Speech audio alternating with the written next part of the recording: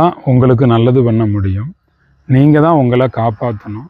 உங்கள் உடல் உள் உறுப்புகளை காப்பாற்றி வச்சுருந்தீங்க அப்படின்னா நோய் என்கிற அரக்கன் உங்களை நோக்கி வரவே முடியாது. தீபாவளியை முன்னிட்டு உடல் மனதில் ஆத்மாவில் இருக்கக்கூடிய அரக்கனை விரட்டி அடிக்கக்கூடிய நெகட்டிவ் எனர்ஜியை தெறிக்க ஓட விடக்கூடிய அற்புதமான பயிற்சி நடக்குது.